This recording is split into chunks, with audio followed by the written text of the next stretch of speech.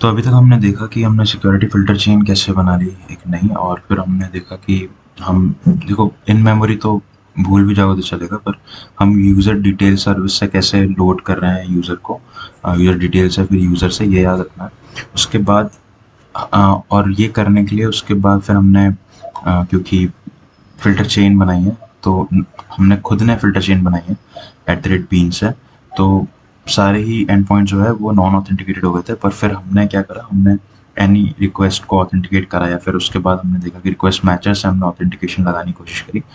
तो ऐसे में भी क्या हो रहा है, अभी भी हमारे पास फॉर्म लॉगिन भी है, ठीक है, फॉर्म लॉगिन भी है। उसके बाद मेरे पास फॉर्म लॉगिन मैं हटा भी सकता हूँ, पर फिर ऑथेंटिकेटेड आप करोगे कैसे, ऑथेंटिकेट करोगे कैसे आप फिर?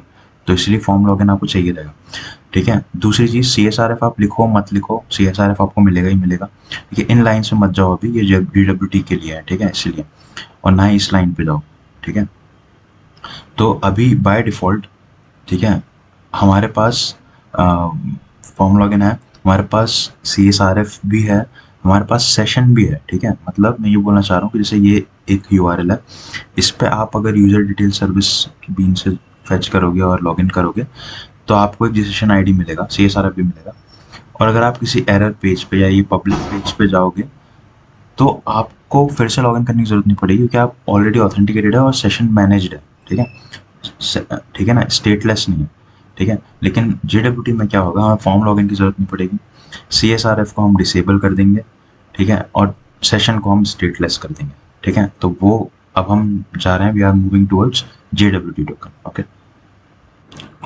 बस ये रखना बस ये ध्यान रखना, इन मेमोरी वाली चीज़ें भूल भी सकते हो, पर ये चीज़ याद रखना कि जब भी हम यूज़र बनाते हैं, उसको हम सबसे पहले साइन अप करवाते हैं, ठीक है। उसका पासवर्ड एनकोड करके उसको डीबी में डालते हैं, वो अभी देखेंगे और हम, ठीक है।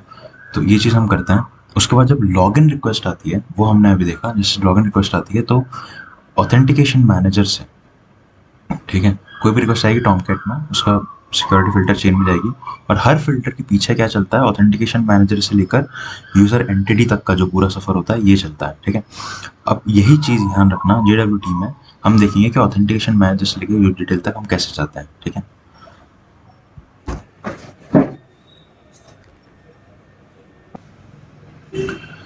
Okay, so as we have moved on to JWT, that provides us stateless sessions.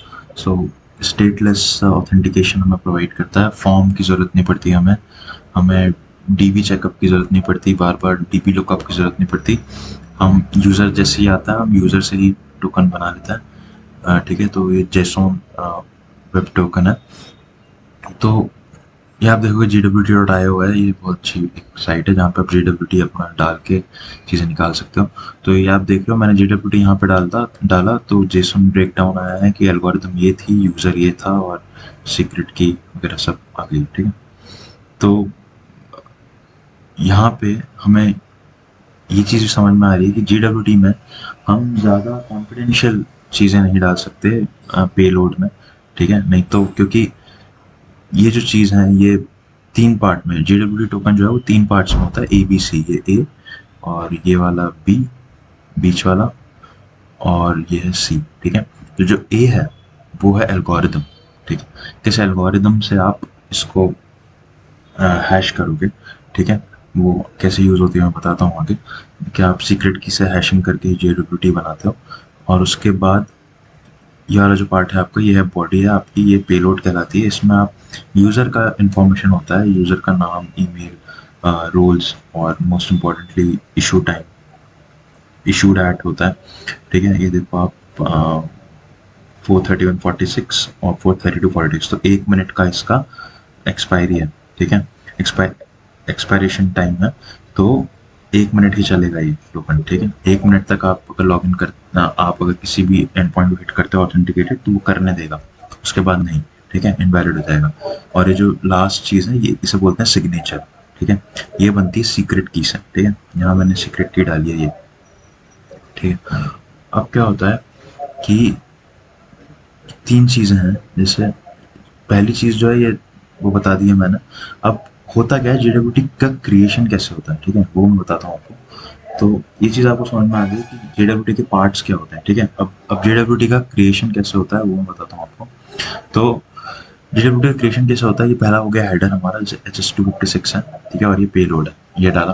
तो क्या होता है, ये दोनों अंडरगोज एनकोडिंग, ठीक है।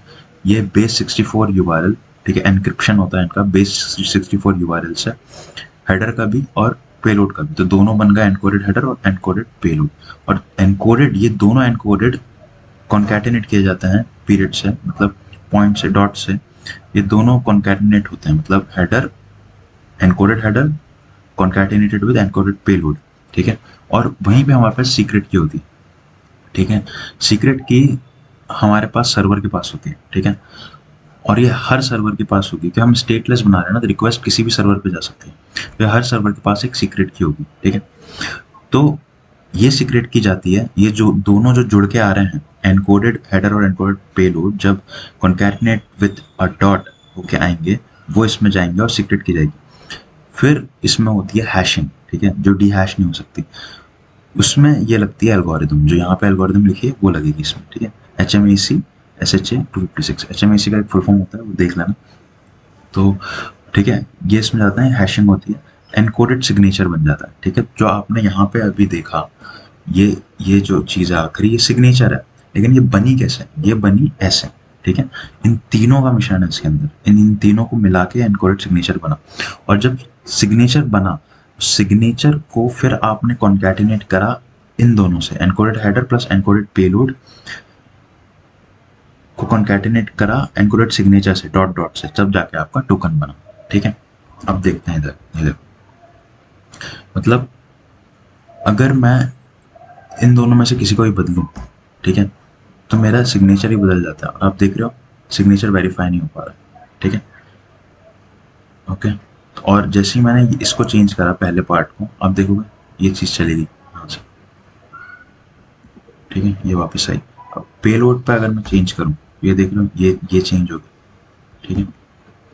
सिग्नेचर में थोड़ा सा चेंज कर दूँ, तो आप देखोगे कि वेरीफाई नहीं हो रहा है, इनवैलिड सिग्नेचर बता रहा है, ठीक है। तो ये चीज़ है। तो क्यों हो रहा है ऐसा, क्योंकि हमारा पेलोड एनकोड हो रहा है, ये एनकोड हो रहा है, ठीक है, और सीक्रेट की डल रही है, तब जाके सिग्नेचर बन रहा है।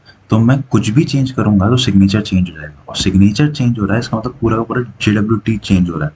तो उसके कारण से ये वैलिड नहीं हो पाएगा, ठीक है, मैच नहीं हो पाएगा। और मैच कैसे करते हैं वो भी बता देता हूँ, ठीक है। और आप यहाँ देखो कि अगर मैं सीक्रेट की भी बदल देता हूँ, तो भी सिग्नेचर इनवैलिड हो जाएगा। क्यों?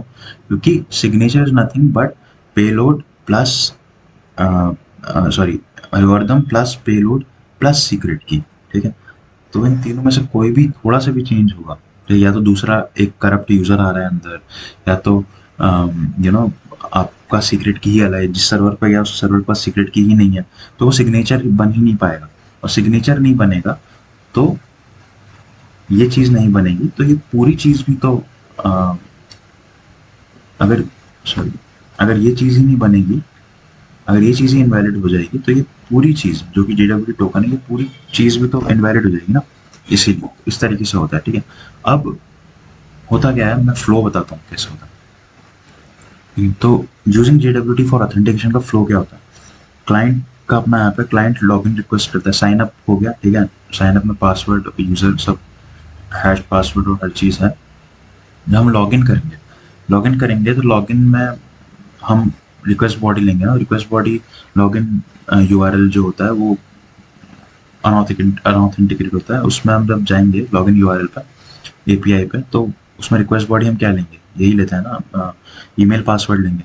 तो ईमेल पासवर्ड उसने डाला, ठीक है, तो हम उस ईमेल पासवर्ड से ही हम क्या करेंगे, ये चीज़ बनाएंगे JWT टोकन, ठीक है, DB में।